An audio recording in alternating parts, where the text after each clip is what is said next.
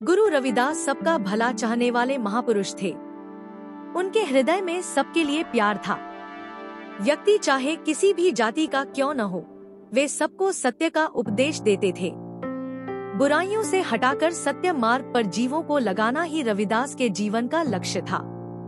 उनके विचारों से प्रभावित होकर सभी वर्णों के लोग उनके पास श्रद्धापूर्वक आने लगे।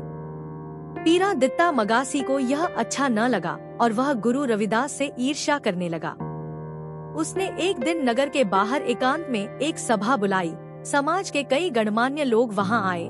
सबने पीरा दित्ता की बात सुनकर गुरु रविदास को मारने का विचार किया और इस विचार से सभा में उपस्थित सभी लोग सहमत हो गए। गुरु रविदास ज्यों ही उस सभा में पहुँचे तो कुछ लोग कटु वचन कहने लगे।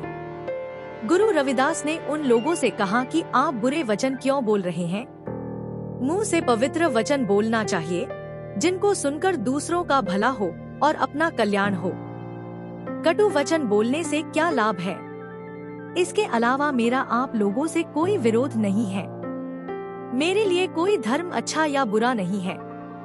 अच्छे कर्म करने से पुरुष अच्छा कहा जाता है और बुरा करने वाला और बुरा सोचने वाला बुरा माना जाता है। विवेकी श्रोता तो गुरु रविदास के अमृत वचन सुनकर प्रभावित हो गए, मगर जो दुष्ट प्रवृत्ति के थे वे आक्रमण पर उतारू हो गए। ऐसा देखकर गुरु रविदास ने प्रभु को पुकारते हुए कहा, राम गुसनिया जिय के जीवना, मोही न बिसारहूँ में जनु तेरा, मेरी हरहु विपति जन करहु सुभाई, चरण न छाड़ो शरीर कल जाई, कहु रविदास परौ तेरी सांभा, बेगी मिलहु जन करी न बिलम्बा। जब गुरु रविदास ने ऐसा कहा तो एक तेज प्रकाश निकला और सभी आश्चर्यचकित रह गए। वहां उपस्थित सभी लोग उनके चरणों में गिर पड़े। बरस सात को भी है जब ही, नौधा भक्ति चलाई तब ही, अस भगवन की सेवा करई, सतगुरु कहो सो सीव न तरई।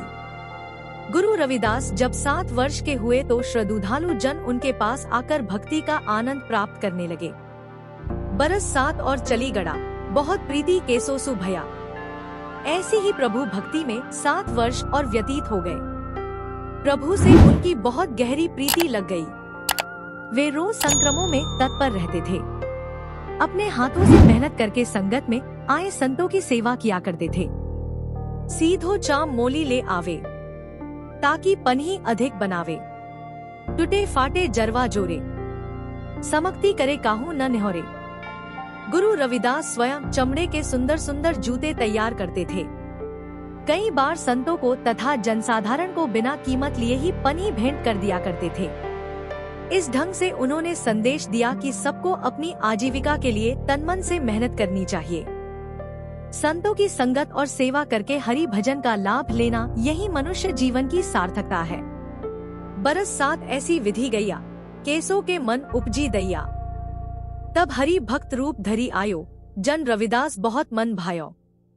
गुरु रविदास जब 21 वर्ष के हो गए तो एक दिन प्रभु साधु के वेश में उनके पास आए। गुरु रविदास उनके दर्शन कर बहुत प्रसन्न हुए। उन्होंने साधु के वेश में भगवान का प्रेम पूर्वक स्वागत किया और श्रद्धा के साथ आसन पर बिठाया। उन्होंने कहा, आपने बहुत कृपा की, दर्शन दिए, आज मेरे भाग्य धन्य हो गए। उन्होंने साधु के वेश में आए भगवान के चरणों को जल से धोया। इसके बाद एक घड़ी तक सत्संग हुआ। फिर भगवान को भोजन करवाया गया। भोजन के बाद आपसी चर्चा शुरू हो गई।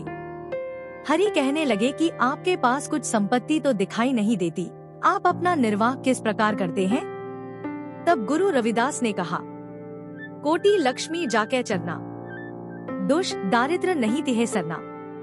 करोड़ों की गिनती में लक्ष्मी धन प्रभु के चरण में निवास करती है, उनकी शरण में गरीबी कैसे हो सकती है?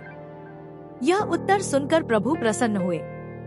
प्रभु ने कहा, मेरी एक बात मानो तो तुम्हारी सारी गरीबी दूर हो जाएगी। मैं बचपन से ही वैरागी हूँ। जब मैं तुम्हारे घर आ रहा था तो रास्ते में मुझे एक पारस पत्थर मिला। यह मेरे लिए किसी काम का नहीं है, इसीलिए तुम्हें योग्य समझकर यह पत्थर देना चाहता हूँ। इस पारस पत्थर से जब लोहे का स्पर्श होता है तो लोहा सोना बन जाता है। इससे सोना बनाकर सुंदर घर बनवाओ और आराम से जीवन व्यतीत करो। यह वचन सुनकर गुरु रविदास चुप हो गए। घरी एक रविदास न बोलिया, हरि जी गांठी ते पारस खोलिया। तू जिनी माने ढहके हमको, नहचे किया देत है तुमको।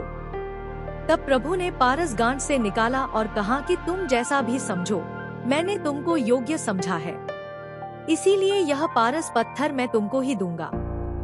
हरि ने पत्थर से एक सुई का स्पर्श किया तो वह सोने की हो गई।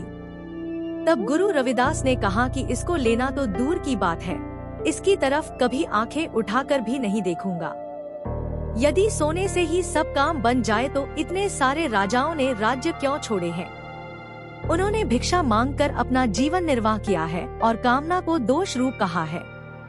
तब हरि ने कहा कि कंचन को दोष मत दो, कंचन से बैकुंठपुरी बनाई जा सकती है।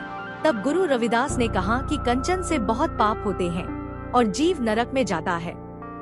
यह सुनकर हरि ने कहा कि यह मेरी अमानत तुम अपने पास रख लो, मैं कुछ दिनों के लिए यात्रा पर निकला हूँ, वापस आकर इसे ले जाऊंगा। 13 महीने बीत गए मगर गुरु रविदास ने उस पत्थर की ओर आंखें उठाकर देखा तक नहीं। जन रविदास न देखे काई, पास तेरुरवे बहुटियों आई। तब हरि ने लौटकर पूछा कि इस पारस को तुमने क्यों नहीं निकाला, इसमें क्या दोष है? काहे स्वामी काढ़ी न जीना, कौन दोष पारस को दीना। जन रविदास कहे करी जोरे, मैं छाड़ियो पाथर कै मोरे। गुरु रविदास ने कहा कि यह पत्थर मेरे किसी काम का नहीं है, मेरे पास हरि के नाम का पारस है जो सर्वश्रेष्ठ है।